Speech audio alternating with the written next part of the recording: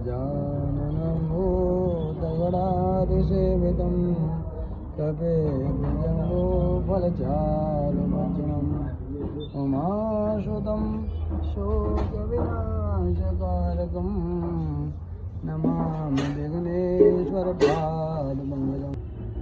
ॐ शान्ताकारं भुजगशयनं पद्मनाभं सुरेशं विश्वाधारं गगनसदृशं मेघवर्णं शुभांगं लक्ष्मीकान्तं कमलनयनं योगविद्यानगम्यं वन्दे विष्णुभवहरं सर्वलोकैकनाथम्।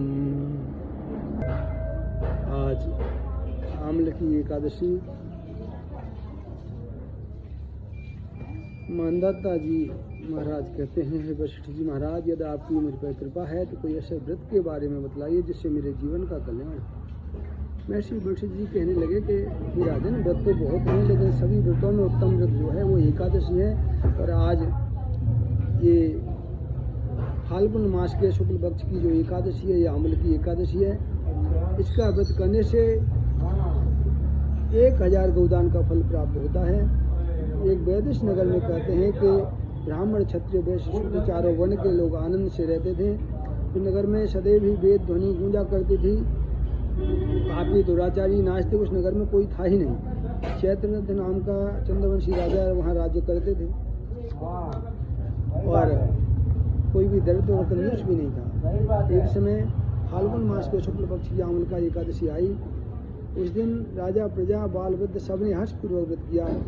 राजा अपनी प्रजा के साथ मंदिर में जाकर पूर्ण कुंभ स्थापित करके धूप दीप नैवेद्य पंचरत्न आदि से धात्री आंवले की पूजा किए और कहने लगे, हे ब्रह्म स्वरूप हो, आप ब्रह्मा जी द्वारा उत्पन्न किए गए हो।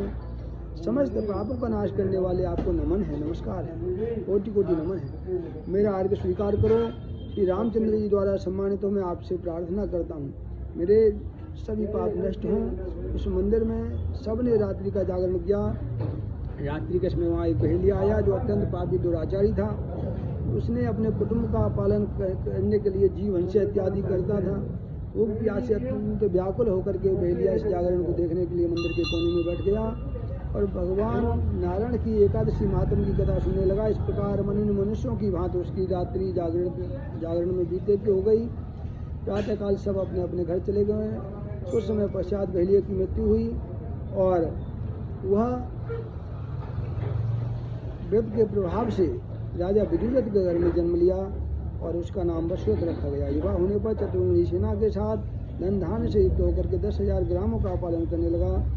वह तेज में सूर्य भगवान के समान और कांति में चंद्रमा के समान, वीरता में भगवान विष्णु के समान, क्षमा में पृथ्वी के समान था। अत्यंत धार्मिक और सत्यवादी, कर्मवीर। इस प्रकार राजा भगवान नारायण का भक्त था, सदैव ही दान करता था।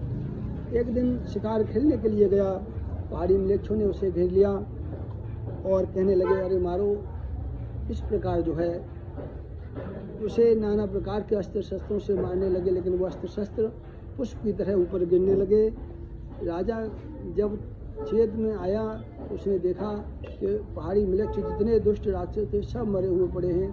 तो आश्चर्य करने लगा। उसी समय आकाशवाणी हुई, हे राजन, तुम्हारे शरीर से जो कन्या उत्पन्न हुई है, प्रकट हुई है, जिसने राक्षसों को मारा है, वो एकादशी मैया हैं और उन्हीं की कृपा से आपके जो व्रत किया था आपने पूर्व जन्म में, उसी से आपकी रक्षा हुई है। उनके अलावा और कौन रक्षा कर सकता है। इस प्रकार राजा बड़ा प्रसन्न हुआ। बोले भक्तवत्सल भगवान की। कृष्ण गोविंद हरे मुरारी, हे नाथ नारायण वासुदेवा। ओम नमो भगवते वासुदेवाय। ओम नमो भगवते वासुदेवाय। बोले एकादशी मैया की जय।